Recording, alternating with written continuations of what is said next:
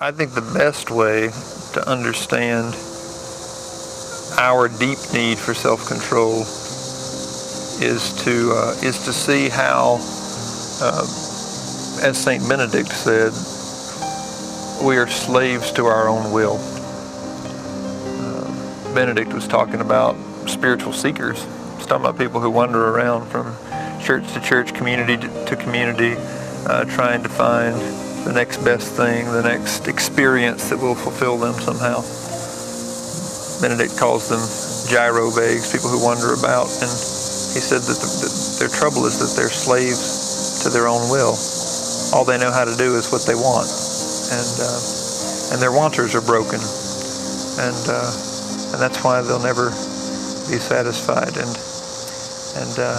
I think self-control is an invitation to grow into a kind of submission that says that the best thing for us is to learn to want something better than what we already want for ourselves.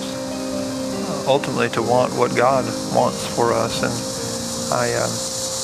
a friend of mine had breakfast with Jean Vanier several years ago, and he asked Jean a question that I hadn't heard anybody else ask him before.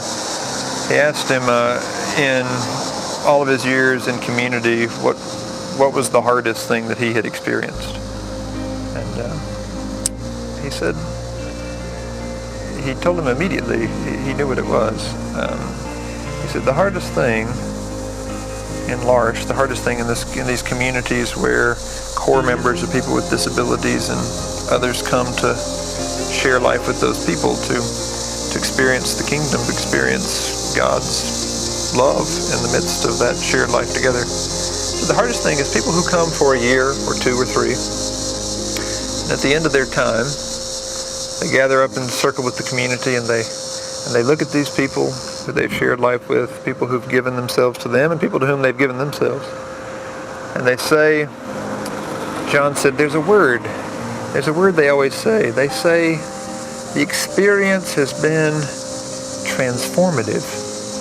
It's been transformative. And then they leave.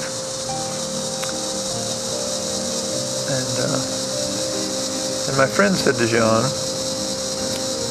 well, you know, if the only way you know to understand yourself, to understand who you are, is an accumulation of one experience after another, then you have no choice to stay. You have to go on. He was articulating that we are all of us, in so many ways, slaves to our own will. And I think for me that story captures why self-control is so important. Self-control, I really understand it to be a kind of finding our true selves in God and in what God has made us to be, and realizing that all of our little wants have to become secondary, have to play second fiddle to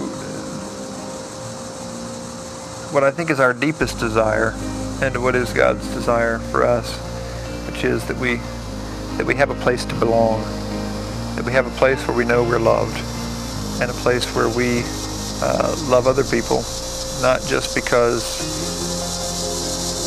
it's a transformative experience for me, but because we've learned that this is the life we were made for, no matter how hard it is, no matter how much it can hurt at times, that this is the experience, the staying, the controlling our desires to run away.